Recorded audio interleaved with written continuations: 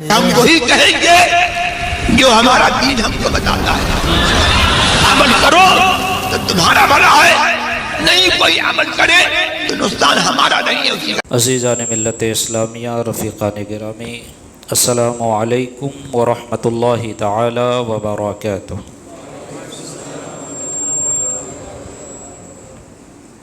الحمد للہ رب العالمین، والصلاة والسلام علی سید الانبیاء والمرسلین وعلی آلہ واصحابہ وازواجہ وذریاتہ واہل بیتہ واحبابہ اجمعین. اما بعد فاعوذ باللہ من الشیطان الرجیم. بسم اللہ الرحمن الرحیم. سبحان الذي أسرى بعبده ليلا من المسجد الحرام إلى المسجد الأقصى الذي باركنا حوله لنريه من آياتنا إنه هو السميع البصير. صدق الله العلي العظيم، وصدق رسوله النبي الأمين المتين الكريم، ونحن على ذلك لمن الشاهدين والشاكرين، والحمد لله رب العالمين. رب اشرح لي صدري ويسر لي أمري واحلل عقدة من لساني يفقهوا قولي. إن الله وملائكته يصلون على النبي يا أيها الذين آمنوا صلوا عليه وسلموا تسليما. اللهم صل على سيدنا ومولانا محمد معدن الجود والكرم وآله وبارك وسلم صلاة وسلام عليك يا رسول الله، صلاة وسلام عليك يا حبيب الله، صلى الله تعالى عليك وبارك وسلم تسليما دائما أبدا. یا خدا بہر جناب مصطفیٰ امداد کن، یا رسول اللہ از بہر خدا امداد کن، یا شفیع المذنبین، یا رحمت للعالمین، یا امان الخائفین، یا ملتجا امداد کن. مرتضی شیر خدا مرحب کشا خیبر کشا، سرورا لشکر کشا مشکل کشا امداد کن. یا شہید کربلا، یا دافع کرب و بلا، گل رخا شہزادہ غلغ قبا امداد کن. قادری نعرہ یا غوث اعظم می زنم، دمزہ شاہ برکت اللہ قطب عالم می زنم، دمزہ شیخ احمد رضا خان قطب عالم می زنم، دمزہ شیخ اختر رضا خان قطب عالم می زنم. سیدی سرکار اعلیٰ حضرت مجدد دین و ملت الشاہ امام احمد رضا فاضل بریلوی نور اللہ مرقدہ کیا خوب ارشاد فرماتے ہیں کہ وہ سرور کشور رسالت، وہ سرور کشور رسالت جو عرش پر جلوہ گر ہوئے تھے، وہ سرور کشور رسالت جو عرش پر جلوہ گر ہوئے تھے، نئے نرالے طرب کے ساماں عرب کے مہمان کے لیے تھے. نئے نرالے طرب کے ساماں عرب کے مہمان کے لیے تھے.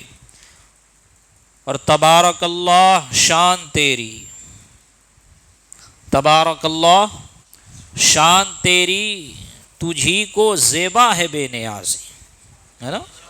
اللہ الصمد، اللہ بے نیاز ہے. فرماتے ہیں تبارک اللہ شان تیری، تجھی کو زیبا ہے بے نیازی.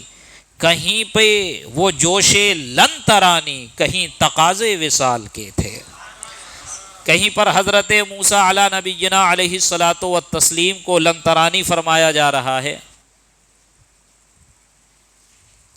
جب حضرت موسیٰ نے عرض کی قال ربی ارنی انظر الیک، مولا کریم مجھے اپنا دیدار عطا فرما دے، تو کیا فرمایا؟ لن ترانی، لا ترانی نہیں فرمایا کہ موسیٰ تم مجھے نہیں دیکھ پاؤ گے، نہیں دیکھو گے، نہیں، لن ترانی، ہرگز نہیں دیکھ سکتے.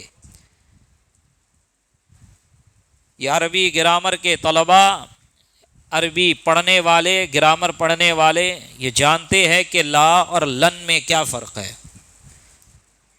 فقط انکار کا معنی، نفی کا معنی لا سے بھی ہو جاتا، لیکن یہاں لن اس لیے لایا گیا تاکہ تاکید ہو جائے، معنی میں تاکید پیدا ہو جائے۔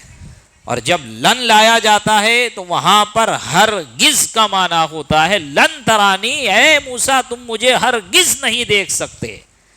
تو سیدی سرکار اعلیٰ حضرت کیا خوب ارشاد فرما رہے ہیں کہ تبارک اللہ شان تیری، تجھی کو زیبا ہے بے نیازی۔ کہیں پہ وہ جوش لن ترانی، کہیں تقاضے وصال کے ہیں۔ کیا حضرت موسیٰ کو منع فرمایا جا رہا ہے موسیٰ تم نہیں دیکھ سکتے، اور یہاں محبوب کی شان یہ ہے کہ بلایا جا رہا ہے یا رسول اللہ ان اللہ اشتاقا، اے اللہ کے پیارے نبی، اے امام الانبیاء، اے محبوب خدا، ان اللہ اشتاق الی لقائک، اللہ تبارک و تعالی آپ کی ملاقات کا اشتیاق رکھتا ہے۔ اللہ تبارک و تعالی آج آپ سے ملاقات کرنا چاہتا ہے، اور یہ کوئی معراج روحانی نہیں ہے۔ بعض لوگوں نے کہا کہ مسجد اقصیٰ تک کا ذکر ہے قرآن شریف میں، ہمیں ملتا ہے، اور ان کی ناقص عقل وہیں تک پہنچی، اور وہ کہتے ہیں کہ مسجد اقصیٰ تک جسمانی گئے، اس کے بعد جو آسمانی سفر اور آسمانی سیر ہوئی ہے وہ خواب میں ہوئی، وہ جسمانی نہیں، روحانی معراج ہے، وہ فزیکلی نہیں، وہ اسپریچول ہے، روحانی ہے۔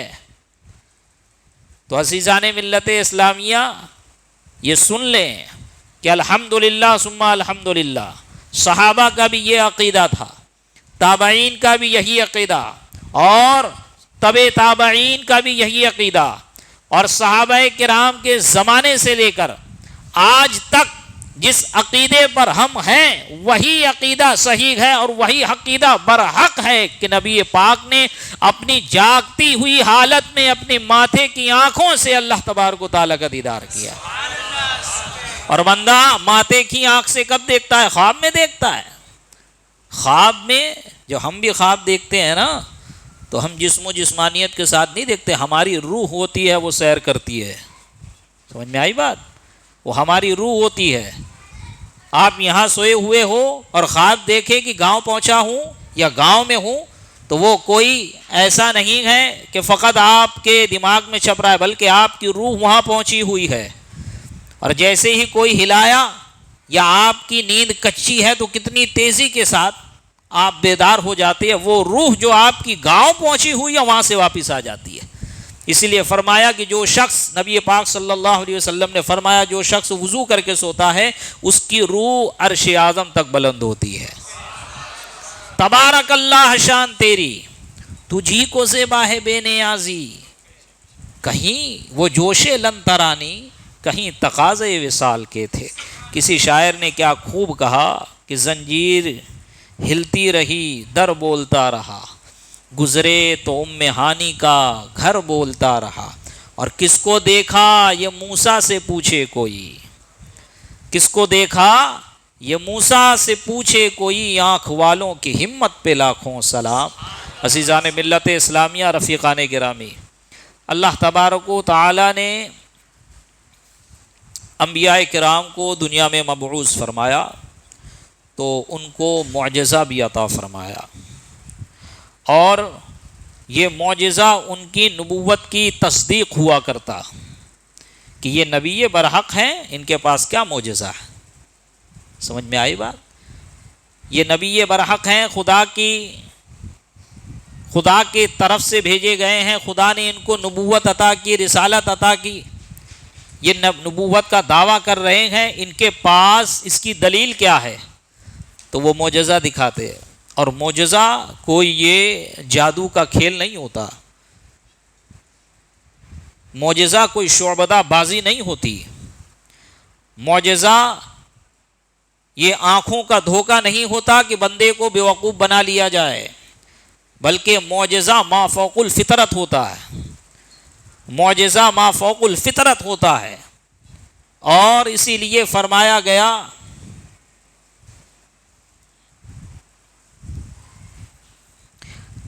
کرامت ولیہ معجزت لنبیہ، کرامت ولی معجزات لنبیہ، کہ ولی کی کرامت اس کے نبی کا معجزہ ہوتا ہے، کہ وہی چیز جو مافوق الفطرت ہے وہ کسی ولی سے سرزد، کسی ولی سے صادر ہو تو اسے کرامت کہیں گے، اور کسی نبی سے صادر ہو تو اسے معجزہ کہیں گے۔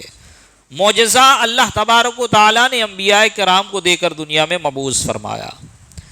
آپ دیکھیں ہزاروں کی تعداد میں حضرت موسیٰ علیہ نبی جنہ علیہ الصلوۃ والتسلیم کے سامنے جادوگر آئے ہوئے ہیں، حالانکہ یہ جادوگر ایسے تھے کہ جب رات میں انہوں نے حضرت موسیٰ علیہ نبی جنہ علیہ الصلوۃ والتسلیم کا مشاہدہ کیا کہ موسیٰ بستر پر آرام فرما رہے ہیں، اور جو لاٹھی لے کر چلتے ہیں، جو عصا لے کر چلتے ہیں، وہ عصا ان کی نگرانی کر رہا ہے اور ان کے اطراف میں نور ہے، تو وہ دیکھ کے یہ پہچان گئے کہ یہ کوئی جادو نہیں ہے۔ اتنا تو ان لوگوں کو کنفرم ہو گیا تھا کہ یہ کوئی جادو نہیں ہے۔ اور جب حضرت موسیٰ علیہ نبی جنہ علیہ الصلوۃ والتسلیم ان جادوگروں کے سامنے آئے، اور وہ میلے کا دن تھا، تمام بنی اسرائیل وہاں جمع ہے، اور فرعون نے ان کو دعوت دے کر بلائی ہے۔ یہ 70,000 جادوگر یہ حضرت موسیٰ علیہ نبی جنہ علیہ الصلوۃ والتسلیم کا مقابلہ کرنے آئے ہیں فرعون کی دعوت پر، جو کہ سب سے بڑا بادشاہ ہے، جو کہ خدائی کا دعویٰ کیا ہوا ہے، جو کہ کفار مشرکین اس کے ماننے والے اس کو خدا سمجھ رہے ہیں۔ اب اس کے بلانے پر یہ لوگ وہاں حاضر ہوئے ہیں، اور رات میں انہیں پتا چل گیا ہے کہ جو موسیٰ کے پاس لاٹھی ہے وہ کوئی عام لاٹھی نہیں ہے، موسیٰ کے پاس جو چیز ہے وہ جادو نہیں ہے، یہ کچھ اور ہی ہے، یہ مافوق الفطرت طاقت ہے، یہ معجزہ ہے، ہم موسیٰ علیہ السلام کا مقابلہ نہیں کر سکتے۔ انہیں رات ہی میں سمجھ میں آ گیا تھا۔ اب دیکھیں یہاں پر جو کہتے ہیں نا کہ نبی پاک صلی اللہ علیہ وسلم اور دیگر انبیاء کرام کی گستاخیاں کیا کرتے ہیں، اور ہم علماء اہل سنت اور ہم غرباء اہل سنت یہ کہتے ہیں کہ ہمارے علماء نے فرمایا ہے کہ اگر کوئی کسی نبی کی گستاخی کر دے تو اس کو توبہ کی توفیق نہیں ہوتی ہے۔ یہاں سے سیکھیں کہ حضرت موسیٰ علیہ نبی جنہ علیہ الصلوۃ والتسلیم کے سامنے جو جادوگر آئے ہیں ان پر آیا ہو گیا کہ یہ حضرت موسیٰ علیہ نبی جنہ بے شک اللہ کے نبی ہے۔ اب ان کے دل میں حضرت موسیٰ کی تعظیم بیٹھ گئی۔ قرآن ارشاد فرما رہا ہے، جا بجا قرآن نے ارشاد فرمایا، یہ آپ کو 90 پارے میں بھی ملے گا، 16ویں پارے میں بھی ملے گا، 19ویں پارے میں بھی ملے گا، کہ وہ کہہ رہے ہیں کون؟ یہ جادوگر حضرت موسیٰ علیہ نبی جنہ علیہ الصلوۃ والتسلیم کے سامنے آئے ہیں مقابلہ کرنے، تو مقابلہ کرنا چاہیے نا، لیکن کیا کہتے ہیں موسیٰ تم پہلے لاٹھی ڈالو گے کہ ہم ڈالیں؟ کیا کہہ رہے ہیں؟ اگر کسی سے کوئی مقابلہ کرنے اترتا ہے تو اس کو اجازت نہیں دیتا اور اس کو کوئی موقع نہیں پانے دیتا، بلکہ یہ کوشش کرتا ہے جلد از جلد میں اس کو مات دے دوں، جلد از جلد میں جیت جاؤں اور میں فتح پا جاؤں۔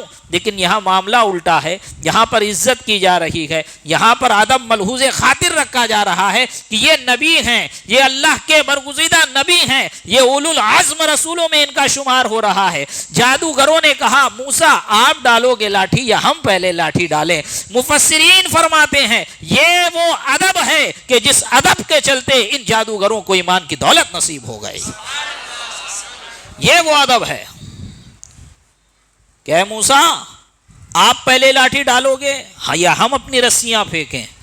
جب اجازت لی قال بل القوا، حضرت موسیٰ نے فرمایا نہیں تم پہلے پھینکو، تم پہلے پھینکو۔ پھر اپنی اپنی رسیاں انہوں نے پھینکی تو ان کی رسیاں سانپ میں تبدیل ہو گئی، اور وہ سانپ کیا تھا؟ وہ تو آنکھوں کا دھوکہ تھا، وہ کوئی حقیقت کا اس سے تعلق ہی نہیں، اور معجزہ ایسا ہوتا ہے کہ اس کا حقیقت سے تعلق ہوتا ہے۔ جب حضرت موسیٰ علیہ نبی جنہ علیہ الصلوۃ والتسلیم نے اپنی لاٹھی کو پھینکا ہے تو بڑا اژدہا بن گیا، اور وہ ساری رسیوں کو نگل لیا، اور نگل کے جب حضرت موسیٰ نے پکڑا پھر سے لاٹھی ہو گیا۔ اب کہا گئی ساری لاٹھیاں، جب جادوگروں نے دیکھا تو فوراً سجدے میں گر پڑے، اور کیا کہا؟ آمنا برب موسیٰ و ہارون، کہ ہم ہارون اور موسیٰ کے رب پہ ایمان لاتے ہیں۔ بھی دیکھیں نئے نئے ایمان لائے، فوراً ایمان لائے ہیں۔ جو لوگ کہتے ہیں نا کہ اسلام تلوار کے زور سے پھیلا ہے، ذرا یہاں غور کرے. حضرت موسیٰ بھی اسلام ہی کے پیروکار تھے. حضرت موسیٰ کہیے اسلام ہی کے پیروکار تھے، اسلام ہی کی تبلیغ کے لیے آئے تھے. ان الدین عند اللہ الاسلام، اللہ تعالیٰ کا جو پسندیدہ دین ہے وہ اسلام ہے. یہ قرآن فرما رہا ہے، شک و شبہ کی کوئی گنجائش نہیں ہے یہاں پہ. حضرت آدم سے لے کر قیامت تک اسلام ہی اسلام ہے. ٹائٹل الگ ہو گیا تو دوسری بات ہے، قوموں کا نام الگ ہو گیا تو دوسری بات ہے. مذہب ان الدین عند اللہ الاسلام. حضرت عیسیٰ پر ایمان لائے، قوم کے لحاظ سے عیسائی کہلائے، الگ بات ہے، لیکن وہ اسلام ہی ہے. لا الہ الا اللہ محمد، لا الہ الا اللہ کا انہوں نے اقرار کیا نا. لا الہ الا اللہ عیسیٰ روح اللہ کا اقرار کیا. لا الہ الا اللہ موسیٰ کلیم اللہ کا اقرار کیا. لا الہ الا اللہ آدم صفی اللہ کا اقرار کیا. لا الہ الا اللہ ابراہیم نجی اللہ کا اقرار کیا. لا الہ الا اللہ اسماعیل ذبیح اللہ کا اقرار کیا. لا الہ الا اللہ اور نوح خلیفۃ اللہ کا اقرار کیا. لیکن اقرار تو اسی بات کا کر رہا ہے نا کہ خدا تعالیٰ ایک ہے، اس کے سوا کوئی معبود نہیں. تو یہی تو اسلام ہے، یہی اسلام ہے. اور وہاں دیکھیں، جیسے ہی دیکھا کہ موسیٰ علیہ السلام کے ہاتھ میں جو لاٹھی ہے وہ اتنا بڑا اژدہا بن گیا کہ ہماری چھوٹی چھوٹی رسیوں کو نگل لیا. اور 70,000 رسیاں جو کہ سانپ کی شکل اختیار کر لی گئی، ان 70,000 سانپوں کو ایک حضرت موسیٰ علیہ السلام کی اکیلی لاٹھی نے نگل لیا. جب انہوں نے دیکھا تو وہ سجدے میں گر پڑے اور کہا کہ ہم حضرت موسیٰ اور ہارون کے رب پر ایمان لاتے ہیں. فرعون نے دیکھا یہ تو بازی پلٹ گئی. فرعون نے جب دیکھا تو بازی پلٹ گئی. ان لوگوں کو میں نے تو اس لیے بلایا تھا کہ موسیٰ کو ہرا دے تاکہ پوری قوم پہ میری ہیبت اور بیٹھ جائے، اور جو لوگ موسیٰ کے متبعین ہو گئے ہیں، موسیٰ کے پیروکار ہو گئے ہیں، وہ پلٹ کر آ جائے. لیکن معاملہ تو مجھ پر الٹ گیا. تو اب قرآن خود کہہ رہا ہے، جس کا مفہوم میں کہہ رہا ہوں، جا کے آپ پڑھ سکتے ہیں اس کو. موسیٰ نے دھمکے حضرت موسیٰ علیہ نبی جن علیہ الصلاۃ والتسلیم پر جب وہ لوگ ایمان لے آئے تو فرعون نے دھمکی دی. اور فرعون نے کہا کہ میں تم لوگوں کا ہاتھ اور پیر مخالف کاٹ کر، یعنی اگر سیدھا ہاتھ کاٹوں گا تو الٹا پیر کاٹوں گا، الٹا ہاتھ کاٹوں گا تو سیدھا پیر کاٹوں گا، اور اس کے بعد سولی پہ لٹکا دوں گا. تو ان لوگوں نے خدا تعالیٰ سے دعا کی، مولا کریم جب تو نے ہمیں دولت عطا کر دی ہے ایمان کی، تو اب صبر بھی ڈھیل دے اور ہمیں دین پر استقامت عطا فرما. اور وہ لوگ حضرت موسیٰ پر ایمان رکھتے ہوئے، خدا تعالیٰ کی وحدانیت کا اقرار کرتے ہوئے، مخالف ان کے ہاتھ پیر کاٹے گئے، سولی پہ چڑھا دیے گئے، سولی پہ لٹک گئے، لیکن انہوں نے ذرہ برابر اسلام سے انحراف نہیں کیا.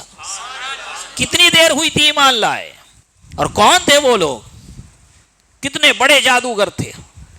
اور آج کا ہمارا مسلمان کہتا بھی ہے اپنے آپ کو ایمان والا، اور محمد عربی صلی اللہ علیہ وسلم کی محبت کا دم بھی بھرتا ہے، لیکن ایمان کتنا کمزور ہے. تھوڑے تھوڑے معاملے میں، تھوڑی تھوڑی بات پہ، چھوٹا سا کوئی حادثہ ہو جائے، کوئی معاملہ ہو جائے تو زمین جو ہے پیر سے کھسکتی ہوئی نظر آتی ہے. تسلط کا نام نہیں ہمارے یہاں. ہم اپنی جان کی فکر کرنے لگتے ہیں، اپنی مال کی فکر کرنے لگتے ہیں، اپنے اہل و عیال کی فکر کرنے لگتے ہیں، جبکہ قرآن نے صاف فرما دیا کہ نہ وہاں پر مال کام آئے گا، نہ اہل و عیال کام آئیں گے، نہ کوئی بچے کام آئیں گے، نہ بیوی کام آئیں گے. ایمان کے ساتھ یہاں سے جاؤ گے تو وہی ایمان قبر میں بھی کام آئے گا، وہی ایمان حشر میں بھی کام آئے گا. حضرت موسیٰ علیہ نبی جن علیہ الصلاۃ والتسلیم کو اللہ تعالیٰ نے معجزہ عطا فرمایا. کیسا معجزہ دیکھیں، وہ لاٹھی سانپ بن جا رہی ہے. آرام کرنا ہے اسی پر ٹیک لگا لیا، سائے میں بیٹھنا اس کو گاڑ دیا، جھاڑ بن گئی. وہی اژدہا بن جا رہی ہے. اسی لاٹھی سے اگر چٹان پر مارا تو 12 چشمے جاری ہو گئے. سمجھ میں آ رہی بات؟ یہ دیکھیں، یہ معجزہ ہے. حضرت عیسیٰ علیہ نبی جن علیہ الصلاۃ والتسلیم کو اللہ تبارک و تعالیٰ نے معجزہ عطا کیا. آپ مادر ذات اندھے اور مادر ذات کوڑی کو شفا عطا فرما رہے ہیں. جو ماں کے پیٹ سے اندھا پیدا ہوا ہے، آپ اس کو بھی بینائی عطا فرما رہے ہیں. جو ماں کے پیٹ سے کوڑی پیدا ہوا ہے، آپ اس کو بھی شفا عطا فرما رہے ہیں من جانب اللہ. آپ مردوں کو زندہ فرما رہے ہیں. آپ چمکاڈر، یہ چمکاڈر ایسا پرندہ ہے، دیکھیں اس کی خصوصیت، بعض ایسی خصوصیات ہے اس کی کہ جو اس کو دیگر پرندوں سے الگ کرتا ہے. یہ دیگر پرندوں سے الگ کرتا ہے اس کو. اس کے دانت بھی ہوتے ہیں، یہ قہقہا بھی لگاتا ہے، یہ پیشاب بھی کرتا ہے، یہ انڈے بھی دیتا ہے، اس کو حیض بھی آتا ہے۔ کسی پرندے کے بارے میں اتنی زیادہ خصوصیات سنی؟ پرندہ ہونے کے ساتھ ساتھ عجیب و غریب پرندہ، اس کا نقشہ آپ نے بنایا، اس کی صورت بنائی آپ نے مٹی پر، اور کہا اللہ کے حکم سے زندہ ہو جا تو وہ اڑ گئی۔ خالی نقشہ بنایا زمین پر، اس کی حیت، اس کی شکل بنائی، اور حضرت عیسیٰ علیہ نبی جنا علیہ الصلوۃ والتسلیم نے اللہ کے حکم سے اس کو زندہ کر دیا تو وہ زندہ ہو کے وہ چمگاڑر اڑنے لگا۔ یہ حضرت عیسیٰ علیہ نبی جنا علیہ الصلوۃ والتسلیم کے اللہ تعالیٰ نے ان کو معجزہ عطا فرمایا۔ حضرت ابراہیم کو نمرود نے آگ میں ڈال دیا، اور آگ بھی ایسی کہ جس کے شعلے آسمان سے بات کرتے، اور کئی مہینے تک وہ آگ سلگائی گئی، جلائی گئی، اس کے بعد اتنی آنچ کہ کوئی قریب بھی نہیں جا سکتا۔ منجنک کے ذریعے سے حضرت ابراہیم علیہ نبی جنا علیہ الصلوۃ والتسلیم کو اس آگ میں پھینکا گیا۔ جب آپ اس آگ میں گئے تو اللہ تبارک و تعالی نے اس آگ کو ٹھنڈا فرما دیا۔ قلنا یا نار کونی بردا وسلاما علی ابراہیم، برد کہتے ہیں ٹھنڈے کو، اور برد جو ہے یہ برف کے معنی میں بھی آتا ہے۔ اب برف میں اگر آپ کو پیک کر دیا جائے، آپ کو بند کر دیا جائے، تو فریجر میں اگر آپ کو بند کر دیا جائے کیا حالت ہوگی آپ کی؟ اس لیے خالی برد اللہ تعالیٰ نہیں فرما رہا ہے، بردوں و سلامن، سلامتی والی ٹھنڈی ہو، نقصان دہ ٹھنڈی نہ ہو۔ اتنی ٹھنڈی نہ ہو جا کہ میرے ابراہیم کو تکلیف ہو جائے، اتنی ٹھنڈی ہو کہ میرے ابراہیم کو آرام لگے، اتنی ٹھنڈی ہو کہ میرے ابراہیم کو سکون و اطمینان پہنچے، اتنی ٹھنڈی ہو جا، گلے گلزار ہو جا کہ جس میں میرا ابراہیم آرام کرے۔ حضرت ابراہیم علیہ نبی جنا علیہ الصلوۃ والتسلیم کا معجزہ۔ لیکن عزیزان ملت اسلامیہ، رفیقان گرامی، آپ دیکھیں کہ اللہ تبارک و تعالی جب نبی پاک صاحب الاولاق صلی اللہ علیہ وسلم کو مبعوث فرما رہا ہے تو ایک دو معجزہ دے کر آپ کو مبعوث نہیں فرمایا، بلکہ آپ کو سراپا معجزہ بنا کر بھیج رہا ہے۔ اور آپ کے تمام معجزات میں معراج، سفر معراج یہ ایک ایسا معجزہ ہے کہ اس کے اندر کئی معجزے ہیں، اس سفر کے اندر کئی معجزے ہیں۔ اس سفر میں اگر آپ غور کریں گے تو آپ کو محسوس ہوگا اور آپ کو پتہ چلے گا کہ کیسے کیسے معجزے اس میں چھپے ہوئے ہیں۔ آپ دیکھیں، ایک بات میں نے مختصر چھوڑ دی تو اسے پورا کروں کہ حضرت موسیٰ علیہ نبی جنا علیہ الصلوۃ والتسلیم کو جب طور پر بلایا گیا، المختصر، جب طور پر بلایا گیا، آپ طور پر حاضر ہوئے اور آپ نے گزارش کی، مولا کریم مجھے اپنا دیدار کرا دے، مولا کریم مجھے اپنا دیدار کرا دے، میں تجھے دیکھنا چاہتا ہوں۔ تو اللہ تعالیٰ نے فرمایا لن ترانی موسیٰ، تم مجھے ہرگز نہیں دیکھ سکتے۔ جب حضرت موسیٰ کا اصرار بڑا ہے، حضرت موسیٰ نے اصرار کیا مولا کریم مجھے دکھا، مولا کریم میں تجھے دیکھنا چاہتا ہوں، تو حضرت اللہ تبارک و تعالیٰ نے ارشاد فرمایا ٹھیک ہے اے موسیٰ، اس طور پہاڑی کی طرف دیکھیں، اس طور پہاڑی کی طرف دیکھیں کہ میں اس پر اپنی تجلی ڈالنے لگا ہوں۔ کیا؟ اس طور کی طرف دیکھیں، میں اس پر اپنی تجلی ڈالنے لگا ہوں۔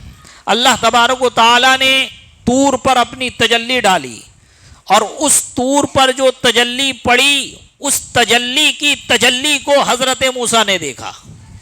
باریکی کو سمجھے، طور پر جو تجلی پڑی، اس تجلی کی تجلی کو حضرت موسیٰ نے دیکھا، تو حالت کیا ہوا، حالت کیا ہوئی؟ فلما خر موسیٰ صعقا فلما تجلی ربہ للجبل جعلہ دکا وخر موسیٰ صعقا۔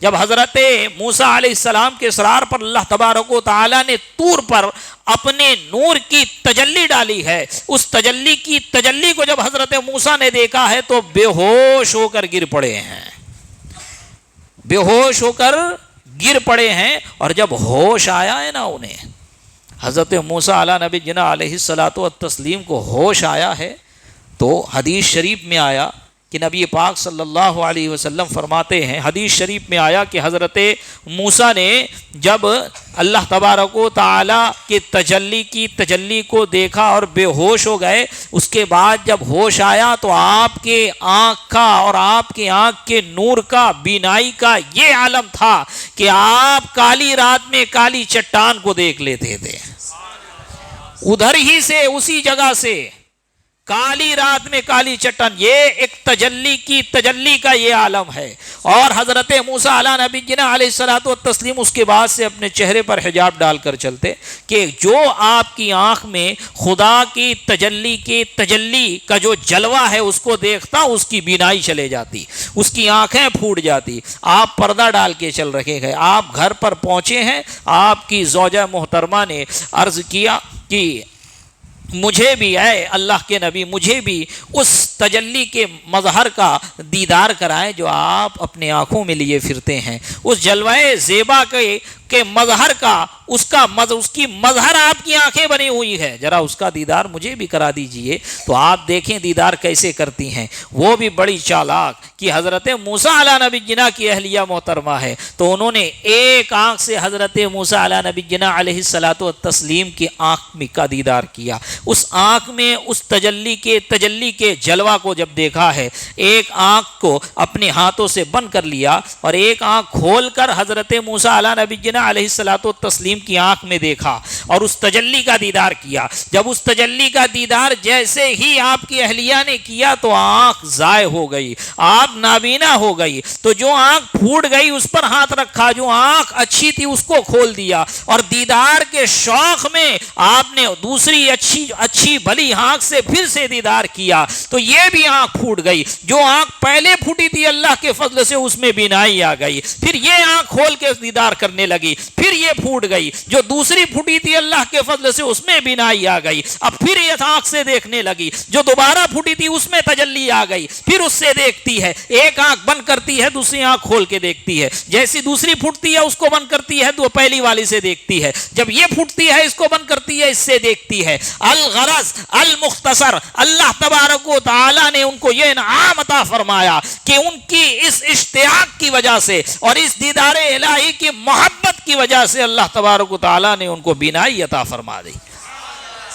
یہ حضرت موسیٰ علیہ نبی جنا علیہ الصلوۃ والتسلیم کی اصرار پر اللہ تعالی نے اپنی تجلی کا دیدار کرایا، یہ ذہن میں رکھے۔ اسی کو اعلیٰ حضرت ارشاد فرما رہے، تبارک اللہ شان تیری، تجھی کو زیبا ہے بے نیازی، کہیں وہ جوش لن ترانی، کہیں تقاضے وصال کے کہ محبوب آ جاؤ، محبوب آ جاؤ، پہلے آسمان پہ بھی آ جاؤ، دوسرے آسمان پہ بھی آ جاؤ، تیسرے آسمان پہ بھی آ جاؤ، سارے ملائکہ سب بستہ کھڑے ہیں۔ حضرت موسیٰ کی ملاقات حضرت موسیٰ کو مزار شریف میں بھی دیکھ رہے ہیں، حضرت موسیٰ علیہ نبی جنا علیہ الصلوۃ والتسلیم مسجد اقصیٰ میں بھی حاضر ہیں، حضرت موسیٰ چوتھے آسمان پہ بھی حاضر ہیں، ایک ہی موسیٰ ہے تین جگہ حاضر ہے۔ جب موسیٰ علیہ نبی جنا علیہ الصلوۃ والتسلیم جو کہ ہمارے نبی کے امتی ہیں، ہمارے نبی کے امتی ہیں، ان کی یہ طاقت، ان کو یہ پاور اللہ نے دیا کہ وہ ایک وقت میں تین جگہ حاضر ہو سکتے ہیں، تو میرا نبی ہر جگہ حاضر کیوں نہیں ہو سکتا؟ میرا نبی ہر جگہ حاضر کیوں نہیں ہو سکتا؟ عزیزان ملت اسلامیہ، رفیقان گرامی، کہاں وہ جوش لن ترانی، کہاں تقاضے وصال کے ہے۔ جب اللہ تبارک و تعالی نے نبی پاک صلی اللہ علیہ وسلم کو معراج کے لیے بلایا ہے تو اپنا دیدار بھی کرایا ہے، اور نبی پاک نے جاگتی ہوئی آنکھوں سے اللہ کا دیدار کیا ہے۔ تو ذرا سوچیں نا، جب موسیٰ علیہ نبی جنا علیہ الصلوۃ والتسلیم نے خدا کی تجلی جو کہ طور پر پڑی ہے، اس نور کی تجلی کو دیکھا تو ان کی آنکھوں کی روشنائی اتنی بڑھ گئی، ان کے علم میں اتنا اضافہ ہو گیا، تو جس نے اللہ تبارک و تعالیٰ کو اپنی ماتھوں کی آنکھوں سے دیکھا ہوگا اس کے علم کا کیا عالم ہوگا، اس کے نور کا علم کا عالم کیا ہوگا، اس کی آنکھوں کی نورانیت کا عالم کیا ہوگا۔ عزیزان ملت اسلامیہ، یہ قسمت کی بات ہے، یہ نصیب کی بات ہے۔ کسی کو نصیب ہوا تو اس نے یہ اقرار کیا، اور جس کو نصیب نہیں ہوا تو وہ اس کا انکار کر بیٹھا اور اپنے دل میں بغض رسول لیے بیٹھا۔ عزیزان ملت اسلامیہ، اب یہاں پر ایک دو بات اور آپ کے سامنے میں اس کی وضاحت کر دوں۔ دیکھیں کہ یہ زمانہ سائنس کا ہے، ٹیکنالوجی کا ہے، لیکن فلسفہ پرانا ہے۔ پرانے جو فلسفی تھے اور فلاسفہ تھے وہ بھی کہتے ہیں کہ زمین سے جب اوپر اٹھتے جائیں گے اور اس کے بعد زمین سے جب فضا میں جائیں گے تو فضا میں پہنچنے کے بعد ایک قرۂ زمہریر والا علاقہ آئے گا، یعنی اتنا ٹھنڈا علاقہ کہ جس طرح برف میں کلفی رکھنے سے کلفی جم جاتی ہے، کوئی چیز رکھنے سے وہ جم جاتی ہے، اسی طرح اگر وہاں سے کوئی گزرے، وہاں تک کوئی چیز کوئی شے پہنچے تو وہ جم جائے گی اور جم کر پھوٹ جائے گی، وہ مر جائے گی، ختم ہو جائے گی، اس سے آگے نہیں بڑھ پائے گی۔ اور آسمان کے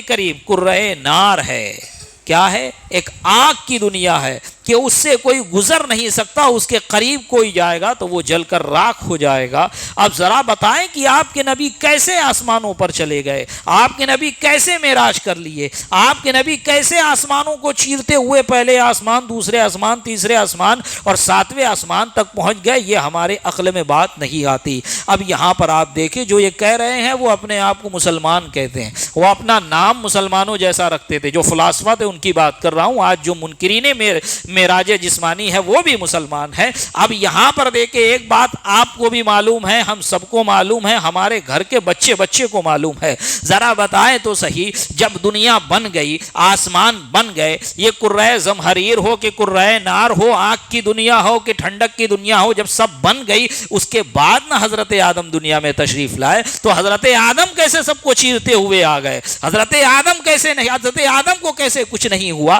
حضرت آدم کو دیکھو، وہ بھی قرۂ زمہریر سے گزر کے آ رہے ہیں، وہ بھی قرۂ نار سے گزر کے آ رہے ہیں۔ حضرت آدم جنت سے زمین پر آ گئے، ان کو کچھ نہیں ہوا ہے۔ یہی حضرت عیسیٰ علیہ السلام ہے۔ حضرت عیسیٰ علیہ السلام کو جب یہودیوں نے آپ کے ساتھ برے ارادے سے آپ کے گھر میں داخل ہوئے اور آپ کے ساتھ کچھ برا کرنا چاہا، قتل کرنا چاہا، تو اللہ کے فرشتوں نے آپ کو آسمان پر اٹھا لیا، تو حضرت عیسیٰ بھی تو آسمان پر پہنچ گئے۔ اور حضرت ادریس کیسے جنت میں ابھی مقیم ہے، وہ بھی جنت میں چلے گئے۔ جب حضرت ادریس کا پہنچنے کا اقرار آپ کر رہے ہو، اور اس وقت یہ ساری عقلی دلیلیں اور یہ سب فلاسفہ کے یہ مفروضیں اور سائنس کی یہ ساری باتیں تمہارے ذہن میں نہیں آ رہی ہے، اور جب تسلیم کر رہے ہو کہ ان سب کے باوجود میرا رب چاہے تو آدم کو زمین پہ بھیج بھی سکتا ہے، عیسیٰ کو آسمان پہ بلا بھی سکتا ہے، ادریس کو جنت میں بلا بھی سکتا ہے، تو وہی رب اپنے محبوب کو اپنے قریب کیوں نہیں بلا سکتا؟ جب آدم کا آنا تسلیم، حضرت آدم علیہ نبی جنہ علیہ الصلوۃ والتسلیم کا آنا تسلیم ہے نا۔ حضرت آدم جنت سے تشریف لائے، اس میں تو کوئی شک و شبہ ہے نہیں مسلمانوں، جنت سے یہاں بھیجا گیا۔ حضرت عیسیٰ علیہ نبی جنہ علیہ الصلوۃ والتسلیم کو آسمان پر اٹھا لیا گیا، اس میں تو کوئی شک و شبہ ہے نہیں۔ تو وہ بھی اسی آسمان سے گزرے نا، کوئی دوسری دنیا کے آسمان سے تو گزرے نہیں، تو انہیں تو کچھ نہیں ہوا۔ اور قرآن بھی فرما رہا ہے وہ آسمان پر ہے، اور قرآن بھی کہہ رہا ہے کہ ہم نے جنت سے آدم کو دنیا میں بھیجا۔ جب حضرت آدم بھی صحیح سلامت، جب حضرت عیسیٰ بھی صحیح سلامت، تو میرے نبی پاک صحیح سلامت معراج پہ کیوں نہیں جا سکتے؟ تو میرے نبی پاک صاحب الاولاق صلی اللہ علیہ وسلم، جنہیں محبوبیت کی ڈگری حاصل ہے، اور کسی دیوبند اور ندوہ والوں نے ڈگری نہیں دی، یہ اللہ تبارک و تعالیٰ نے ڈگری دی ہے کہ اللہ نے فرما دیا وَإِذْ أَخَذَ اللَّهُ مِيثَاقَ النَّبِيِّينَ لَمَا آتَيْتُكُم مِّن كِتَابٍ وَحِكْمَةٍ ثُمَّ جَاءَكُمْ رَسُولٌ، کہ اے انبیاء کرام، اے محبوب، وہ یاد کرو میثاق لیا جب ہم نے وعدہ لیا نبیوں سے کہ جب ہم تمہیں مبعوث کرے، کتاب دیں، اور پھر اس کے بعد تم میں میرا رسول آ جائے تو تم اس کی مدد بھی کرو اور اس پر ایمان بھی لے آؤ۔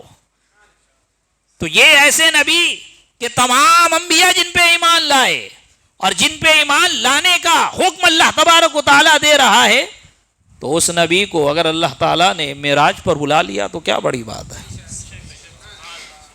معراج پر بلا لیا، یہ بڑی بات نبی پاک کے لیے ہے، یہ بڑی بات امت محمدیہ کے لیے ہے، اللہ تبارک و تعالیٰ کے لیے کوئی بڑی بات نہیں ہے، کوئی مشکل نہیں ہے۔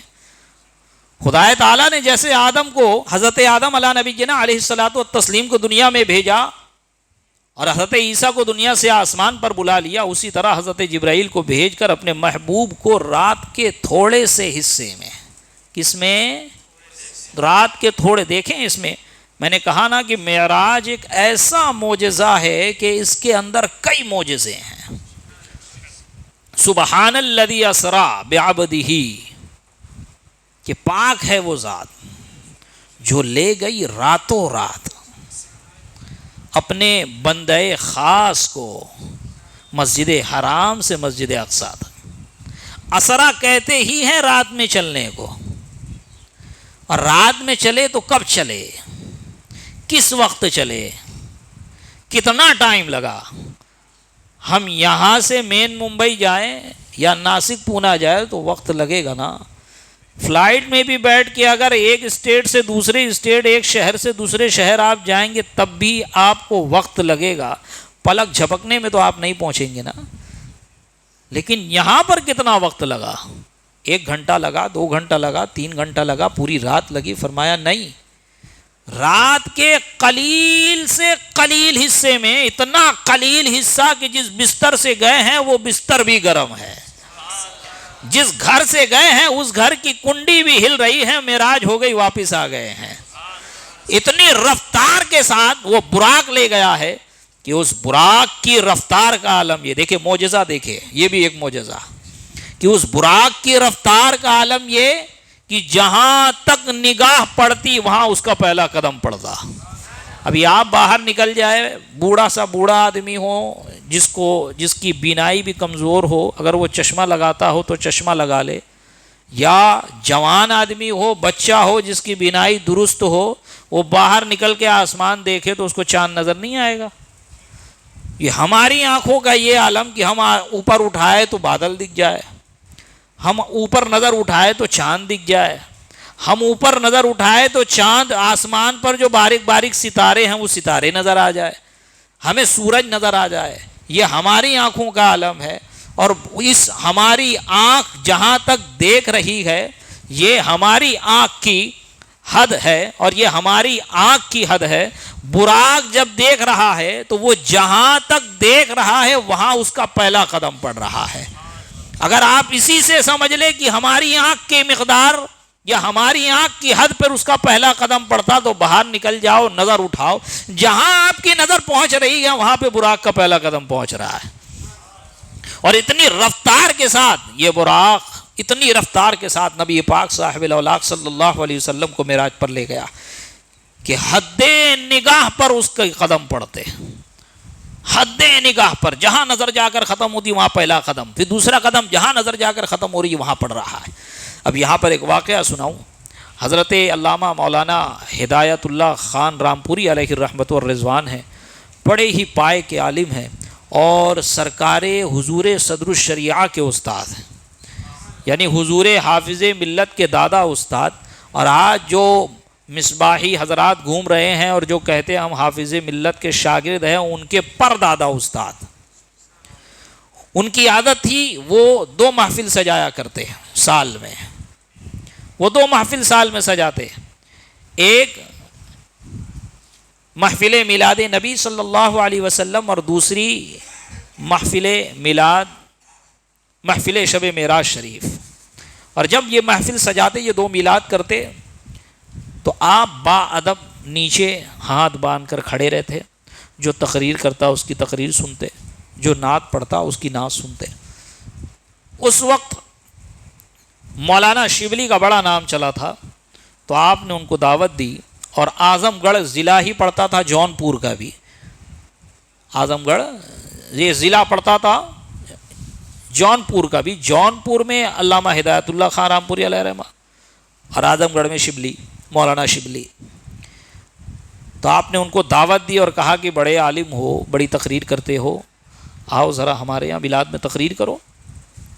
اور وہ تقریر کرنا انہوں نے شروع کی, اور معراج سے متعلق جب واقعات انہوں نے بیان کرنا شروع کیا تو یہی فلسفہ انہوں نے وہاں رکھا کہ قرۂ زمہریر ہے, قرۂ نار ہے, وہاں سے کیسے گزرے. جب یہ بد مذہبیت کے الفاظ سنے, یہ وہی شبلی ہے جس کو شبلی نعمانی کہتے ہیں, ابھی تک اس کی بد مذہبیت کا اظہار نہیں ہوا تھا.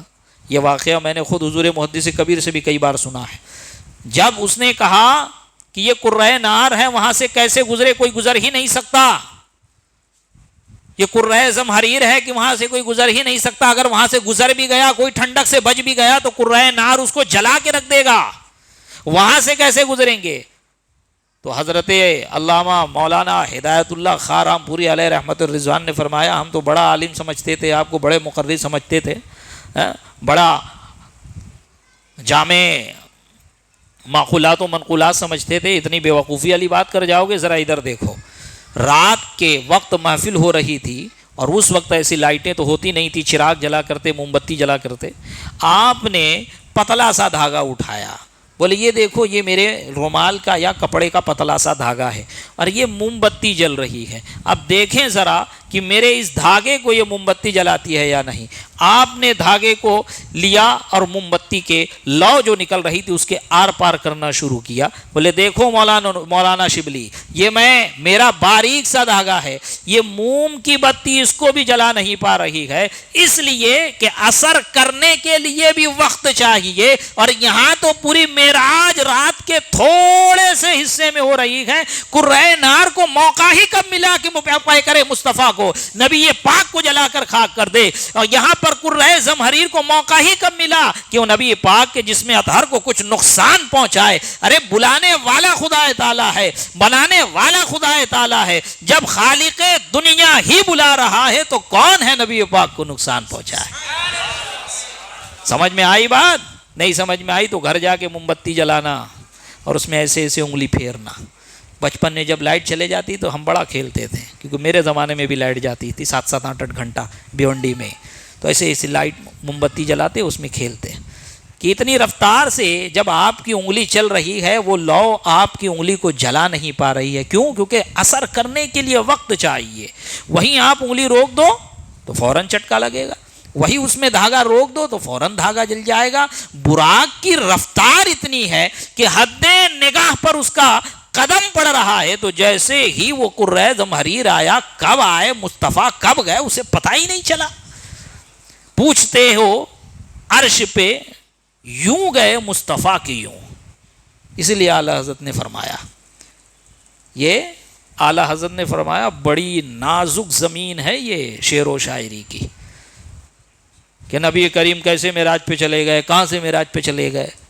تو اعلیٰ حضرت فرماتے ہو پوچھتے ہو عرش پہ یوں گئے مصطفیٰ کے یوں, ارے کیف کے پر جہاں جلے کیا بتائے کہ کیا کی یوں. سمجھ میں آئی بات؟ کیف کہتے ہیں کیفیت کو. سمجھ میں آئی بات؟ یہ جانے کی کیفیت, آنے کی کیفیت, بیٹھنے کی کیفیت. کوئی 4 زانو بیٹھا ہے, کوئی 1 زانو بیٹھا ہے, میں کرسی پہ بیٹھا ہوں, آپ نیچے بیٹھے ہیں, میں بول رہا ہوں تو ہل بھی رہا ہوں, آپ ساکت و صامت ہو کے بیٹھے, یہ کیفیت. اور جب کیفیت ہی پریشان ہے کہ کیسے گئے, تو کوئی کیسے بتائے کہ یہاں سے گئے کہ وہاں سے گئے. کیف کے پر جہاں جلے, اب کون بتائے کیا کہ یوں. کوئی بتا ہی نہیں سکتا کہ مصطفیٰ کریم صلی اللہ علیہ وسلم رات کے تھوڑے سے حصے میں مسجد اقصیٰ بھی جا رہے ہیں, وہاں پر تمام انبیاء کرام کی امامت بھی فرما رہے ہیں, اس کے بعد تمام انبیاء کرام سے مصافحہ بھی ہو رہا ہے, معانقہ بھی, مصافحہ بھی ہو رہا ہے, ملاقات بھی ہو رہی ہے. حضرت جبرائیل علیہ السلام ملاقات کراتے چل رہے ہیں, سب سے ملاقات ہو رہی ہے. مصافحہ کا مجھے علم نہیں, مصافحہ معانقہ کا میرے علم میں نہیں ہے, زبان پھسل گئی میری. ملاقات ہوئی یہ تو صحیح ہے, سب مانتے ہیں, حدیث میں بھی ذکر ہے, ہاں کہ وہاں پر سب کی امامت بھی نبی پاک نے فرمائی ہے. کہ یہی سیدی سرکار اعلیٰ حضرت نے فرمایا کہ مقام اقصیٰ میں تھا یہی سر مانے راز, مقام اقصیٰ میں تھا یہی سر کہ ظاہر ہو معنی عیاں ہو معنی اول و آخر. جب حضرت جابر نے پوچھا یا رسول اللہ, اللہ تبارک و تعالیٰ نے سب سے پہلے کس کو پیدا فرمایا, تو نبی پاک نے فرمایا ہے جابر اول خلق اللہ نوری, اللہ تبارک و تعالیٰ نے جس کو سب سے پہلے پیدا فرمایا وہ تیرے نبی کا نور ہے, اور جس کو سب سے آخری میں مبعوث فرمایا وہ میرے نبی آخر الزمان ہے. تو اس لحاظ سے اول بھی ہے, ایک لحاظ سے آخر بھی ہے. تو یہی فرما رہے اعلیٰ حضرت کہ مقام اقصیٰ میں تھا یہی سر, عیاں ہو ظاہر ہو, عیاں ہو معنی اول و آخر, کہ دست بستہ ہے پیچھے حاضر جو سلطنت آگے کر گئے تھے. دست بستہ ہاتھ باندھے ہوئے سارے انبیاء کرام پیچھے کھڑے ہوئے ہیں, وہ سلطنت پہلے کر کے جا رہے ہیں. سب پہلے نبی سب آ کے حضرت آدم سے لے کر حضرت عیسیٰ تک سب آئے, اور سب آ کر اپنے دور میں اپنا کام کر کے چلے گئے, اور سب سے اخیر میں نبی پاک آئے ہیں. اور یہاں پر راز کی بات یہی بتانی تھی کہ سن لو اور دیکھ لو کہ میرے محبوب کو میں نے تم سب پر فضیلت دی ہے، لہذا امامت بھی یہی کرے گا۔ تو مقام اقصا میں تھا یہی سر کہ آیا ہو مانے اول آخر، کہ دست بستہ ہے پیچھے حاضر جو سلطنت آگے کر گئے تھے، کہ دست بستہ ہے پیچھے حاضر جو سلطنت آگے کر گئے تھے۔ براق لے کے جا رہا ہے۔ نبی پاک صاحب الاولاق صلی اللہ علیہ وسلم فرماتے ہیں جب میں معراج پر گیا تو میں نے دیکھا کہ حضرت موسیٰ علی نبینا علیہ الصلاۃ والتسلیم اپنی قبر مبارک میں نماز پڑھ رہے ہیں، اپنی قبر مبارک میں نماز پڑھ رہے ہیں۔ جب گزرے ان کی قبر مبارک کی طرف سے تب دیکھا۔ ذہن میں رکھے پوری باتیں، کتنی رفتار ہے براق کی، 100-200 کلومیٹر نہیں، 1000-2000 کلومیٹر کی رفتار نہیں ہے، 1,00,000-2 لاکھ کی رفتار نہیں ہے۔ کتنی رفتار ہے؟ رفتار کو ایسے ہی بتایا گیا کہ براق ہے۔ براق یہ برق سے بنا ہے، برق کا معنی ہی ہوتا ہے بجلی، بجلی کی رفتار کتنی ہوتی ہے؟ آپ یہاں بٹن دباؤ، جہاں جہاں کنیکشن ہے پورے شہر میں لائٹ آ جائے گی، اس کی رفتار کا کیا عالم۔ اور براق کی یہ تیزی ہے، آپ اپنے والد کے ساتھ زندگی بھر ساتھ میں رہتے ہیں، آپ کے والد ایک سڑک کے کنارے کھڑے ہو کر، روڈ کے کنارے کھڑے ہو کر، روڈ ہی کے جانب منہ کر کے، مان لیجئے قبلہ بھی اسی طرف ہے اور یہاں سے آپ کی گاڑی گزر رہی ہے، یہاں وہ منہ کر کے نماز پڑھ رہے ہیں، سامنے سے آپ کی گاڑی گزری، 100 کی اسپیڈ ہو، 200 کی اسپیڈ ہو، 300 کی اسپیڈ ہو، اب جب تیز رفتاری سے آپ کی گاڑی گزرے گی، اتنے رفتار میں جب آپ اپنے والد کے قریب سے گزریں گے، پہچان پائیں گے پہلی نظر میں میرے والد ہیں۔ شبہ ہو گیا تو ہو گیا کہ شاید والد صاحب کے حلیہ جیسا کوئی کھڑا ہے۔ میں نے والد کی مثال اس لیے دی کہ ماں باپ اور بچے، ماں باپ اور اولاد، یہ ایسے لوگ ہیں کہ اگر پوری دنیا والوں کو ایک جگہ جمع کر دیا جائے اور کہا جائے اپنے بچے کو تلاش کر لو، تو بندہ کسی غیر کو لے کے نہیں آئے گا، جب تک باپ مل نہیں جائے گا لے کے گھر نہیں آئے گا۔ اس طرح اپنے ماں باپ کو لوگ پہچانتے ہیں۔ لیکن جب تیز رفتار سے گاڑی نکلے گی تو بتائیے ذرا کہ آپ اپنے والد صاحب کو پہچان پائیں گے؟ پورا دیکھ پائیں گے کون سا کپڑا پہنے ہیں، کون سی ٹوپی پہنے ہیں؟ آج داڑھی میں وائٹ سفید داڑھی ہے، مہندی لگائی تھی کہ نہیں لگائی تھی؟ کھچڑی والی داڑھی ہے تو مہندی لگی تھی نہیں لگی تھی؟ کتنی کالی ہے کتنی سفید ہے؟ چہرے پہ کیا پسینہ تھا، پانی تھا، کیا تھا، مٹی لگی ہوئی تھی، کس حالت میں تھے، بتا سکیں گے؟ اپنے والد کی حالت یہ ہے کہ اپنے والد کو دیکھ کے، اپنے بچے کو دیکھ کے اتنی رفتار میں آپ نہیں بتا سکتے۔ دیکھیں ذرا کہ معراج میں، معراج خود ایک ایسا معجزہ ہے کہ اس میں مزید معجزے ہیں۔ نبی پاک براق پر سوار ہو کر جا رہے ہیں، براق کی رفتار اتنی ہے کہ جہاں اس کی نظر پڑتی ہے وہاں اس کا پہلا قدم پڑ رہا ہے۔ حضرت موسیٰ علیہ السلام کی مزار کے پاس سے کتنی رفتار سے میرے نبی گزرے ہوں گے، لیکن فرماتے ہیں میں نے موسیٰ علیہ السلام کو دیکھا اپنی قبر میں نماز پڑھ رہے تھے، وہ گورے چٹے ہیں، ان کے چہرے میں، ان کی رنگت میں سرخی ہے، ان کے بال بھورے ہیں۔ اللہ اکبر اللہ اکبر، یہ میرے نبی کا معجزہ نہیں ہے تو اور کیا ہے کہ براق پہ بیٹھ کر جس کی رفتار حد نگاہ ہے، بجلی جیسے رفتار کی سواری میں بیٹھے ہوئے حضرت موسیٰ کو ملاحظہ بھی فرما رہے ہیں، اور ایسا ملاحظہ فرما رہے ہیں، ایسا ملاحظہ فرما رہے ہیں، رنگت بھی بتا رہے ہیں، حیت بھی بتا رہے ہیں کہ نماز پڑھ رہے ہیں۔ کہاں پڑھ رہے ہیں؟ اپنی قبر میں پڑھ رہے ہیں۔ کیسے دکھتے ہیں؟ گورے چٹے دکھتے ہیں، رنگت کیسی ہے؟ سرخی مائل ہے، بال کیسا ہے؟ بھورا رنگ ہے۔ یہ معجزہ نہیں تو اور کیا ہے، یہ مافوق الفطرت نہیں تو اور کیا ہے۔ لیکن الحمدللہ سنیوں قربان جاؤ، خدا کا شکر ادا کرو کہ یہ ہمارے حصے میں آئے کہ معراج کا ذکر کر رہے ہیں، ورنہ آج وہ مساجد بھی ہوں گی جو خاص آج کے دن جس مسجد میں عشاء بعد تالا لگایا جاتا ہے، خاص آج کے دن جن مساجد میں تالا لگایا جاتا ہے کہ کہیں کوئی نماز پڑھنے نہ آ جائے۔ کیوں بھائی؟ وَمَنْ أَظْلَمُ مِمَّنْ مَنَعَ مَسَاجِدَ اللَّهِ أَنْ يُذْكَرَ فِيهَا اسْمُهُ، اس سے بڑا ظالم کون جو اللہ کے ذکر کرنے سے روکے لوگوں کو۔ عزیزان ملت اسلامیہ، رفیقان گرامی، معراج کے ذکر اور معراج کے واقعات ہم تو سنا کرتے ہیں، اب کتنا میں بتاؤں کتنا آپ سنیں، لہذا میں اسی لیے کہتا ہوں مطالعہ کرو، کم سے کم واقعات پڑھو۔ اس طرح کے واقعات جب پڑھیں گے جو حقیقی واقعات ہے تو آپ کے ایمان کو جلا ملے گی، آپ کا ایمان تازہ ہوگا. کیا سال بھر انتظار کریں گے؟ اگلے سال کیا پتہ معراج نصیب ہونا ہو، یا معراج شریف کی رات نصیب ہو بھی گئی تو کہیں اور مٹر گشتی کرتے بیٹھے ہوئے ہیں ہمارے نوجوان، کسی معاملات میں پھنسے ہوئے ہیں. گھر میں کوئی معاملہ نکل آیا، کسی کا انتقال ہو گیا، کوئی رسوم چل رہی ہے اس میں مصروف ہو گئے، تو کب سنیں گے؟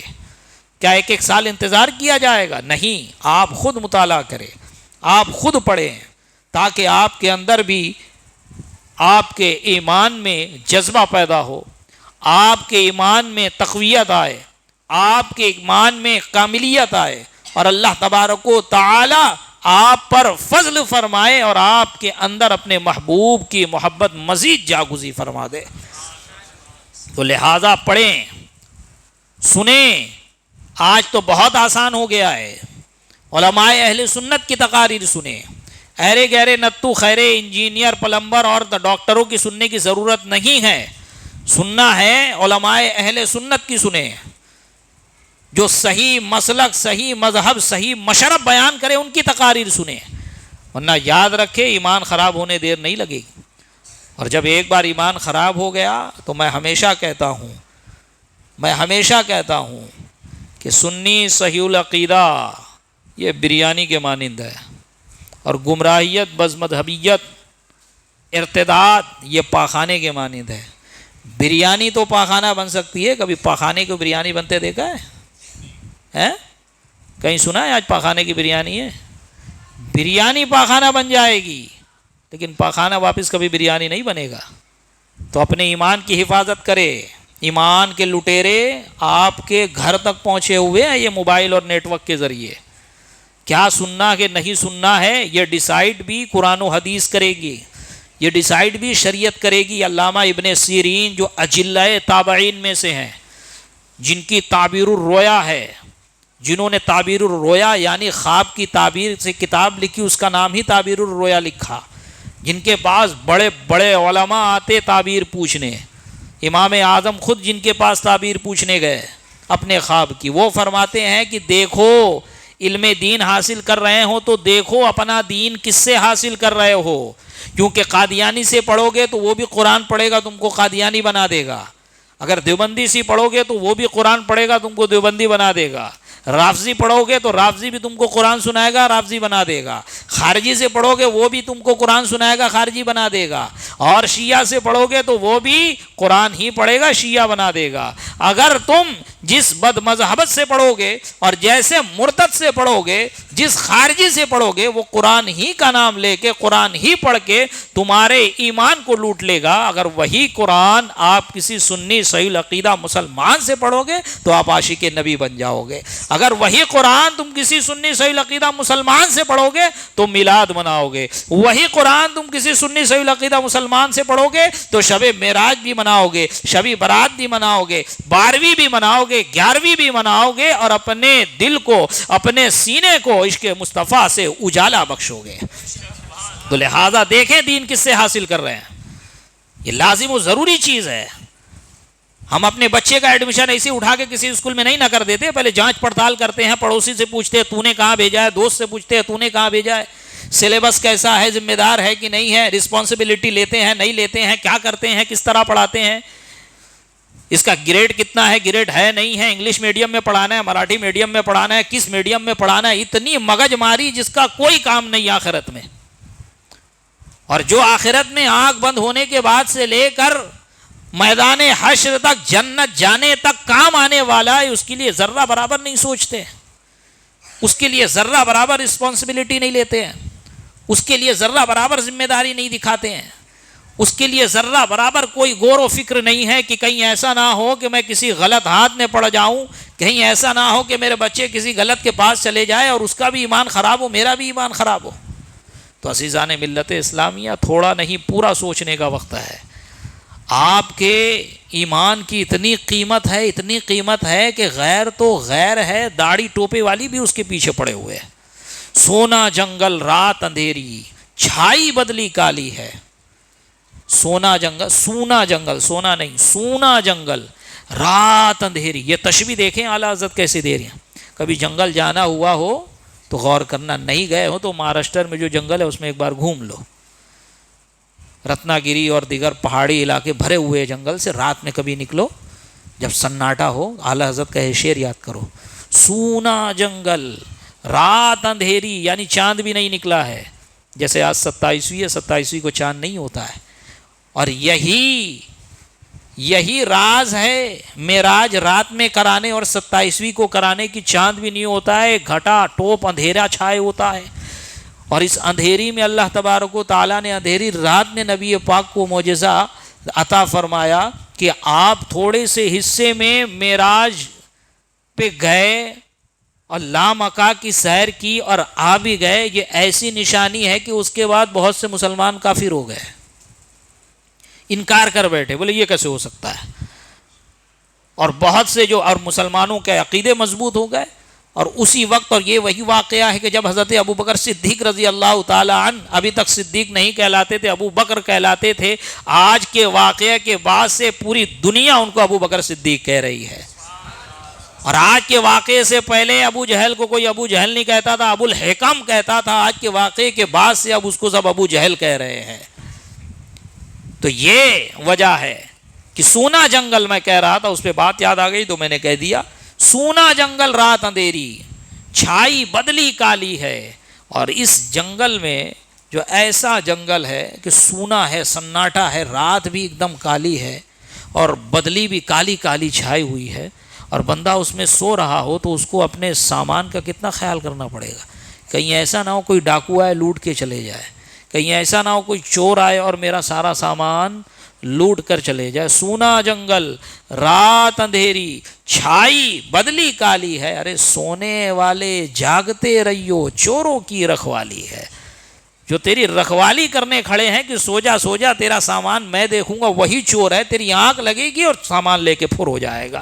یہ کس کی بات ہو رہی ہے؟ یہ جو تیری پوٹلی ہے، یہ جو تیرا سامان ہے، اعلیٰ حضرت کہہ رہے ہیں یہ ایمان ہے. اس ایمان کی فکر کر، آنکھ بند کر کے سویا نہ رہے. دیکھ ذرا تیری رکھوالی کون کر رہا ہے. کیونکہ آج اس زمانے میں جبہ قبہ پہن کر عمامہ لگا کر لوگ ایمان لوٹنے آئے ہیں. خالی کفار و مشرکین آپ کے ایمان پر حملہ نہیں کر رہے ہیں، بلکہ اس میں وہ بھی لوگ ہیں جو اپنے آپ کو مسلمان کہتے ہیں کہ سونے والوں جاگتے رہیو، چوروں کی رکھوالی ہے. اور آگے ارشاد فرماتے ہیں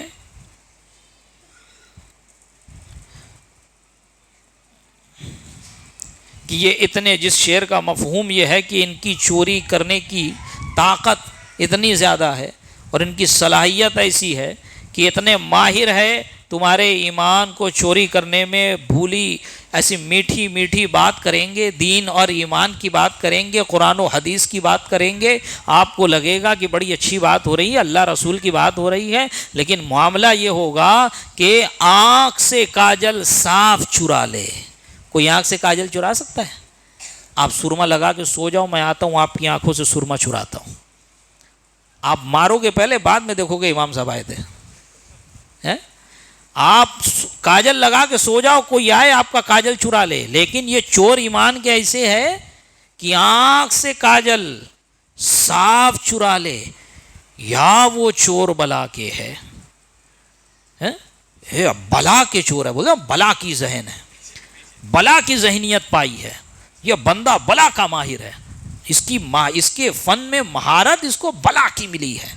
اس کو ذہنیت، اس کو فطانت، اس کی میموری بلا کی ہے، بڑی خطرناک ہے.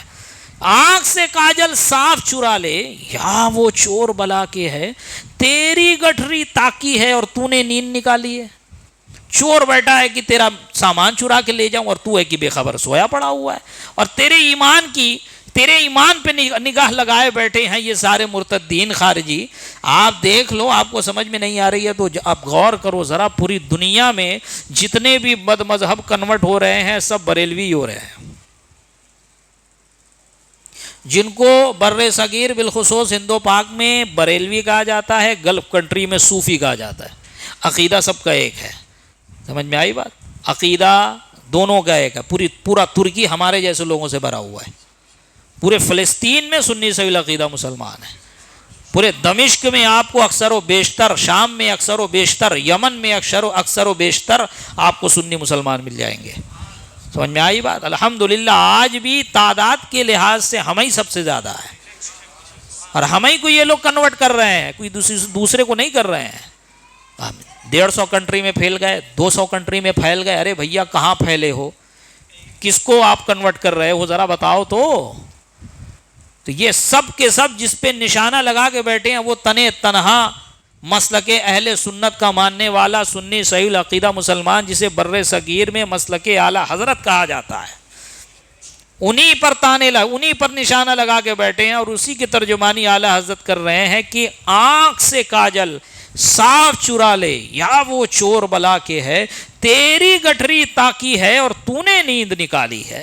اتنا بے خبر ہو کے سو رہا ہے تجھے کوئی فکر نہیں ہے, تجھے کوئی فکر نہیں ہے کہ میں دین کہاں سے حاصل کر رہا ہوں, تجھے کوئی فکر نہیں ہے کہ میں کس کی باتیں سن رہا ہوں, تجھے کوئی فکر نہیں ہے کہ میں کس کی تقریر سن رہا ہوں, تجھے کوئی فکر نہیں ہے کہ میں کس کی کتاب پڑھ رہا ہوں, تجھے کوئی فکر نہیں ہے کہ میں قرآن اگر ترجمہ پڑھ رہا ہوں تو کس کا ترجمہ پڑھ رہا ہوں. کہیں ایسا تو نہیں کہ ان کی بد مذہبیت کی کوئی بات میں پڑھوں اور میرے دل میں گھر کر جائے اور میرے دل میں جا کے وہ بیٹھ جائے. اور جب کسی کوئی بات بد مذہبیت کی دل میں بیٹھ جائے گی عزیزان ملت اسلامیہ, پھر بندے کی قدم گمراہیت کی طرف اٹھنا شروع ہو جاتے ہیں اور پھر ایک دن وہ آتا ہے کہ وہ دائرہ اسلام سے باہر ہو جاتا ہے. پھر کوئی نصیحت اسے کام نہیں دیتی, اس کو ایسا لگتا ہے کہ میں ہی عقل مند ہوں, یہ سب کے سب بیوقوف بیٹھے ہوئے ہیں, یہ کوئی مجھے سمجھا نہیں سکتا ہے.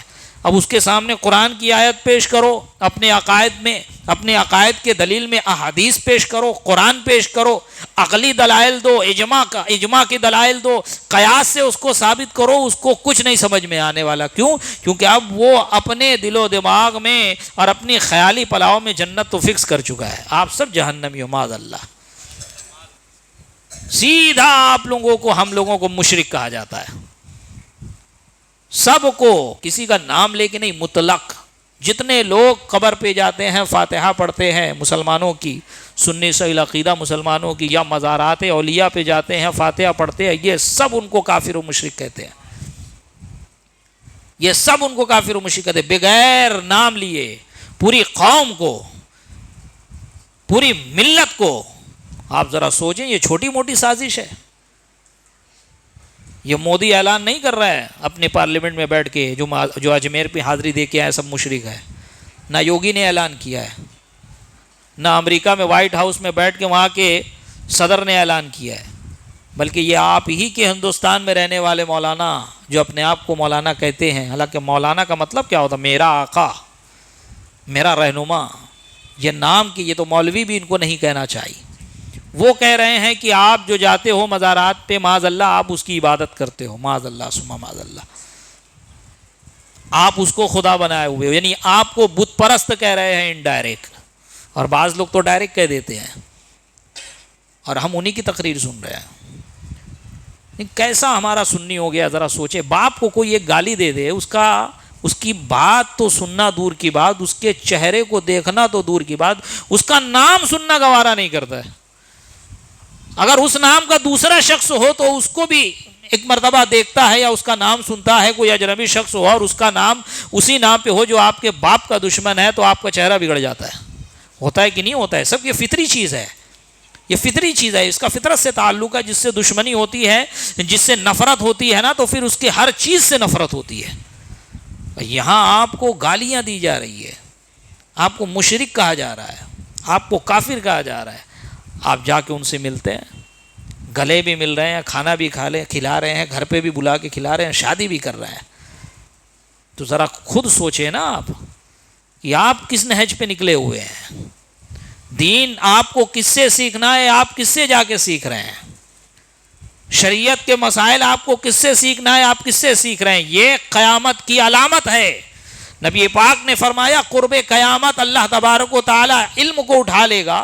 صحابہ نے عرض کی یا رسول اللہ کیا علم سینے سے نکال لیا جائے گا؟ کہا نہیں. فرمایا نہیں, بلکہ علماء کے ذریعے اللہ تبارک و تعالی علم کو اٹھا لے گا. جب علم اٹھ جائے گا تو اب کوئی رہنمائی کرنے والا نہیں ہوگا, تو اب وہ جہلا پیدا ہوں گے جو اس کے اہل نہیں ہوں گے. اب نا اہل اس مسند پہ بیٹھیں گے اور وہ مسئلے مسائل جب بتائیں گے تو لوگوں کو گمراہ کریں گے.